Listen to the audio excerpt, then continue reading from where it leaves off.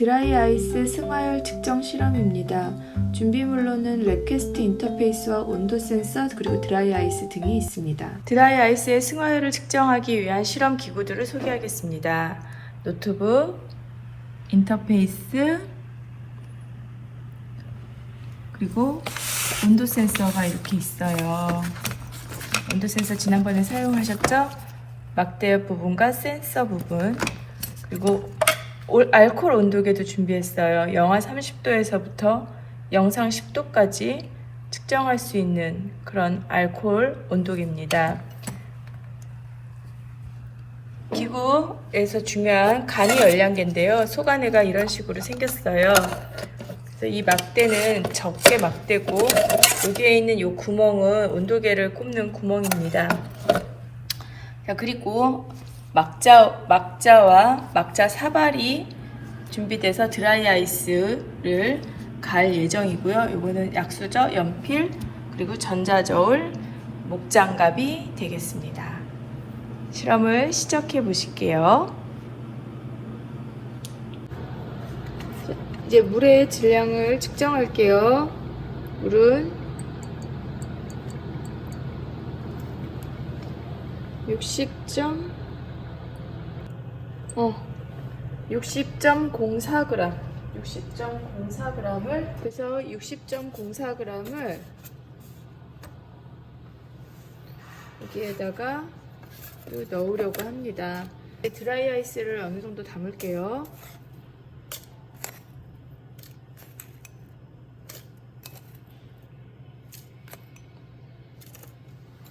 드라이 아이스를 16.36g 정도 담았고요. 이거 큰 알갱이 뺄게요. 큰 알갱이 빼고 작은 알갱이로 이렇게 담을게요. 15.73g 정도 담았고요. 이제 드라이 아이스를 넣기 직전에 여기에 보시면 이 안에 온도가 몇 도냐면 10.09도입니다. 10.09도. 선생님은 이제 이거 수집을 누르려고 해요. 그러면 드라이 아이스를 넣기 직전 온도는 11도로 11.1도. 지금 날씨가 더워서 온도가 일정하게 유지되지 않는데 지금 시작 온도를 수집을 일단 누르겠습니다. 자, 수집을 눌렀고요. 자, 드라이 아이스가 준비되어 있고 여기에 65.77g입니다. 드라이 아이스를 넣었고 80.65g 80.65g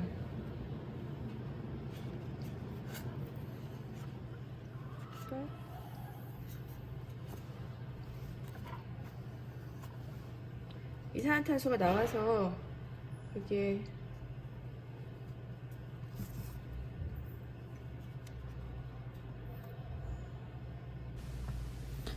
보시면 실험 장치를 선생님이 고정시켜 놓고 있죠. 근데 저렇게 이걸 고정시켜 놓으니까 드라이 아이스 주변에 있는 물이 급속도로 얼어버린 거예요. 그래서 여러분들 지금 화면에 보시면 그 그래프가 0 이하로 영하 13도까지 내려간 것을 볼 수가 있어요.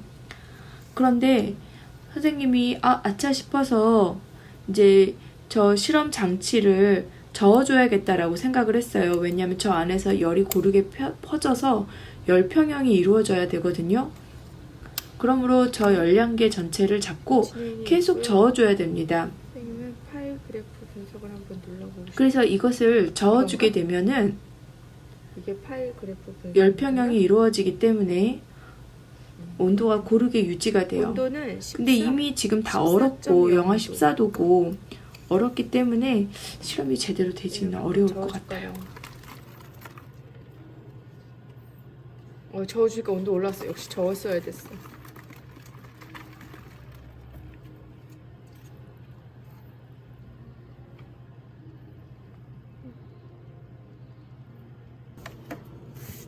얼었어. 어떡해. 승화율이고 뭐고 얼었어요. 수간에 이제 온도 변화가 거의 없는 거. 온도 올라간다. 어떡하지? 지금 온도가 올라가고 있거든요. 이 안에 보시면 얼었어요. 여러분 이게 잘 보일라나 모르겠는데요. 이 안에 얼었습니다. 약수저로 한번. 이게 얼어버렸어요. 물을 더 넣었었나 됐나. 드라이 아이스를 덜 넣거나. 뜨거운 물이 지금 온도가 64.2도예요. 물의 온도가, 아이고 가려졌네요. 물의 온도가 63.6도 이렇게 조금씩 내려가고 있거든요. 그래서 우선 0점을 누르고 뜨거운 물을 좀 질량을 잴게요.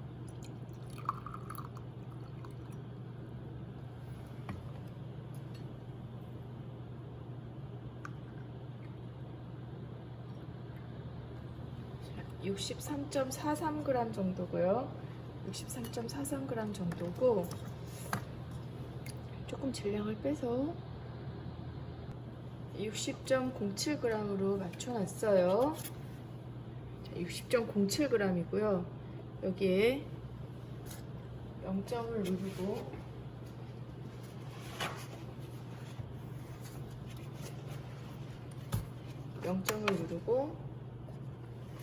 열량계를 얹어 놓으니까 10.05g이 되었네요. 다시 물기를 조금 닦을게요. 0점을 누르고 열량계를 올려놓으니까 10.01g이 되었고 물을 넣으니까 69.84g이 되었습니다. 69.84g이고요. 드라이 아이스의 대략적인 질량을 좀 잴게요. 0점을 누르고 갈아놓은 드라이 아이스를 넣겠어요. 3g, 5g, 7g, 8g, 9g,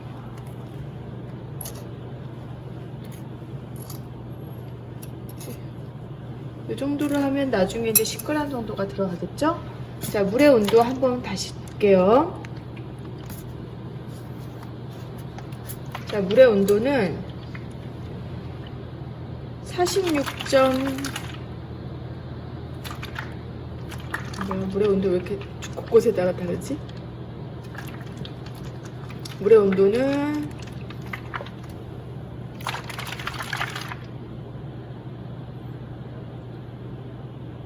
52.6도.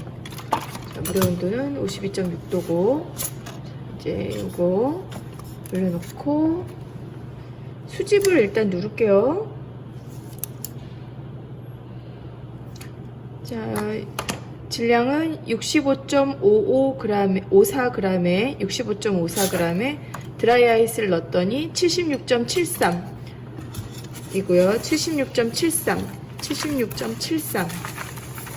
76.73g 였어요. 이제 온도 변화에 집중할게요.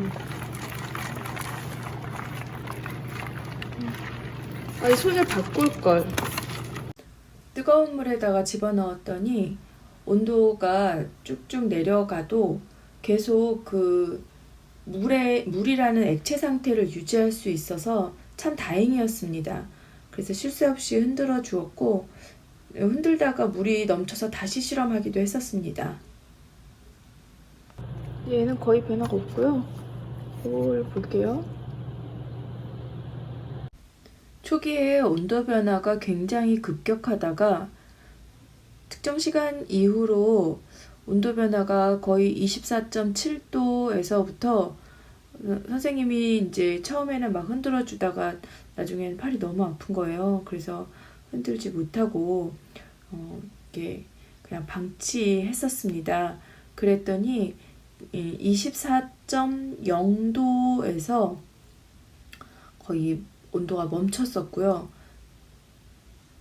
그때 실험실의 온도가 그 정도가 되지 않았을까 싶습니다. 그래서 실험의 마지막은 이제 저렇게 방치하고 이제 선생님이 갔었는데 여러분들 실험할 때는 교반기와 교반애를 사용하려고 해요. 온도를 이렇게 얘를 저어주는 것이 좀 중요한 것 같거든요. 근데 이게 인간의 힘으로 계속 균일하게 젓는다는 게 쉽지가 않아서 교반기와 교반회를 사용해서 실험하고 최종적인 온도는 24.0도에서 마무리했습니다. 낮은 온도에 16.3도의 물에다가 드라이 아이스를 넣어서 승화율을 측정을 할 때는 문제점이 있어요. 지금 이 간이 열량계 안에 있던 것을 비커에다 넣었거든요. 그랬더니 여러분들 보시면 이 비커 속 안에 얼음 알갱이들 보이죠? 이렇게 상태가 변하면 비열이 변하거든요. 그래서 제대로 된 승화율을 측정하기가 사실상 어렵습니다. 그래서 드라이 아이스의 승화율을 측정할 때는 최소한 40~50도 정도 되는 물에다가 드라이 아이스를 넣어야 하고 10도 이하 또는 20도 이하의 물에다 넣었을 경우에는 이 물의 상태 변화가 일어나서 제대로 된 승화율을 측정할 수가 없다라는 것이 실험을 통해서 알게 되었어요. 여기 보시면은 얼음 알갱이 보이죠? 이 얼음 알갱이가 쉽게 녹지 않아요. 얼음이 얼게 되면서 물질의 상태가 변하면 비열이 변하거든요. 그래서 드라이 아이스의 승화열이 물의 상태 변화, 온도만 낮췄어야 됐는데 상태 변화를 일으키게 되는 결과가 나오게 됩니다. 오늘 여러분들과 함께 드라이 아이스의 승화열을 측정하는 실험을 해보았습니다. 드라이 아이스는 이산화탄소의 고체 상태로 CO2 솔리드라고 합니다. 이산화탄소 고체 상태에는 5.1기압 이하에서는 액체 상태를 거치지 않고 곧바로 CO2, 우리가 알고 있는 이산화탄소라는 기체 상태로 변하게 되고, 이 고체 상태일 때는 우리는 드라이 아이스라고 부르고, 기체 상태일 때는 카본이 탄소죠. 다이옥사이드라고 합니다. 그리고 이러한 현상을 우리는 승화라고 부르게 되고, 액체를 거치지 않았기 때문에 그래요. 그리고 영어로는 sublimation이라고 하게 됩니다. 자, 다 썼네요. 그러면 이것을 에너지 그래프로 우리가 한번 볼까요? 반응의 진행 과정에 따른 물질이 갖고 있는 고유한 에너지, 엔탈피라는 것의 변화를 볼게요. 이산화탄소 고체 상태는 기체 상태보다 에너지 단계가 낮아요. 그래서 CO2 고체 상태 드라이 아이스에서 CO2 기체 상태 이산화탄소로 가는 반응은 주변으로부터 열 에너지를 흡수해야 되는 그런 반응이 됐는데, 우리는 그런 것을 주변으로부터 에너지를 흡수한다라고 해서 흡열 반응이라고 합니다. 흡열 반응이 자연계에서 일어나기 위해서는 엔트로피가 증가해야 되는데, 엔트로피가 증가한다는 것은, 여러분들 엔트로피라는 것을 들어봤을까요? 엔트로피가 증가한다는 것은 무질서도가 증가한다는 것이고, 드라이 아이스가 이렇게 모여있는 결정 상태에 있는 드라이 아이스 상태에서 이산화탄소 기체 상태가 돼서 자유롭게 날아다닌다면 당연히 무질서도가 커지는 쪽이죠. 그래서 자연이 좋아하는 어떤 하나의 조건을 갖게 돼서 흡열 반응이 자발적으로 일어나게 돼요. 여러분들이 교실에 드라이 아이스를 갖다 놓았을 때 드라이 아이스가 이렇게 되는 반응이 자발적으로 잘 일어나죠. 자발적으로 잘 일어난다라고 우리가 말을 하게 됩니다. 그러면 이제 열 에너지를 계산을 해볼까요? 오늘 실험한 실험 결과값을 여러분들과 계산을 해볼게요. 우선 물의 질량은 59.79g이었고 드라이 아이스의 질량은 11.19g이었고 온도 변화는 처음 온도가 52.6도씨였고 나중 온도가 24.0도씨였습니다. 0도씨였고 그래서 델타 T는 28.6도씨인데 온도가 내려가서 마이너스 값이 붙어 있겠네요. 이제 Q는 CMT를 이용하여 열 에너지를 계산을 해볼게요. 비열은 4.184 곱하기 4.184 줄 퍼 그램 도씨이고 물의 질량은 59.79 g이며 온도 변화는 마이너스 28.6도씨가 돼서 계산을 하면 7154.6 줄이 되겠어요. 여기서 그램은 다 삭제되고 도씨도 삭제되고 여기 마이너스 값이 살아있네요.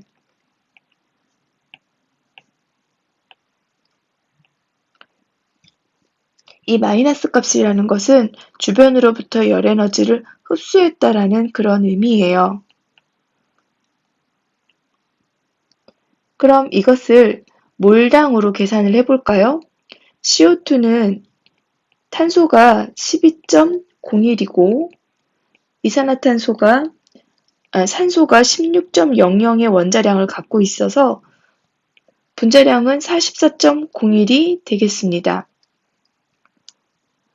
그런데 이산화탄소는 11.19g을 썼으므로 11.19g을 썼을 때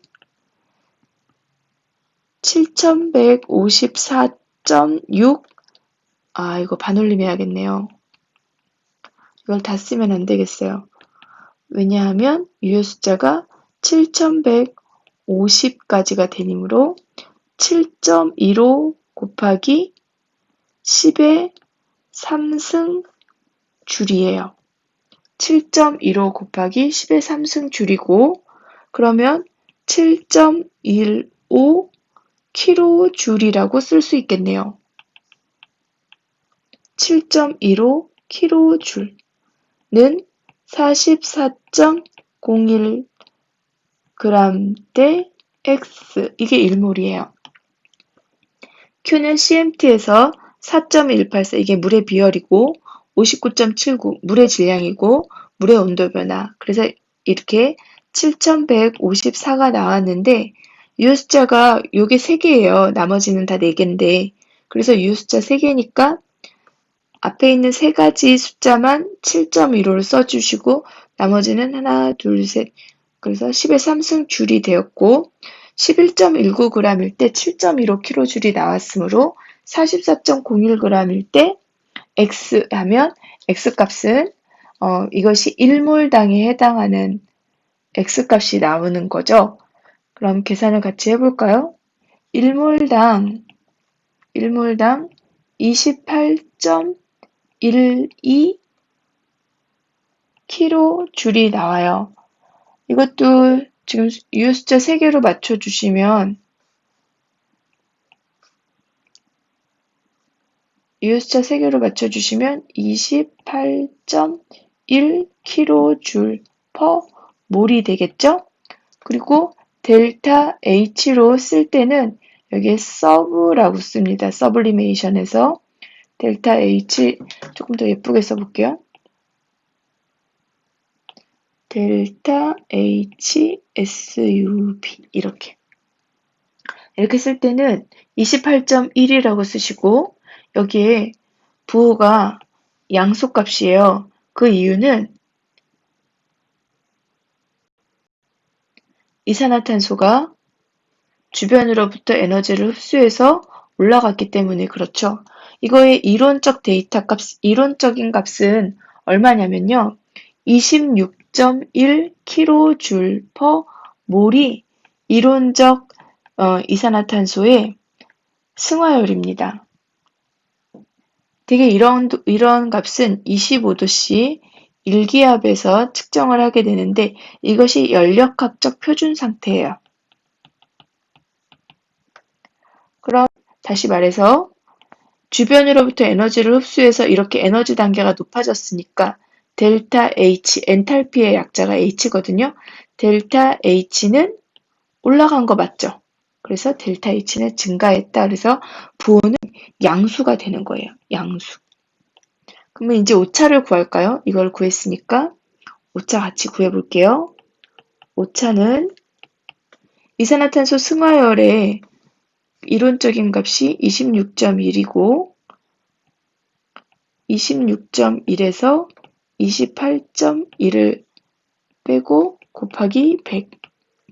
오차는 7.6%가 되겠어요. 그래서 이 숫자 3개로 다 맞췄네요. 오차가 굉장히 적은 실험이었어요. 정말 실험하느라 고생했는데 여러분들도 오늘 실험 잘해보세요.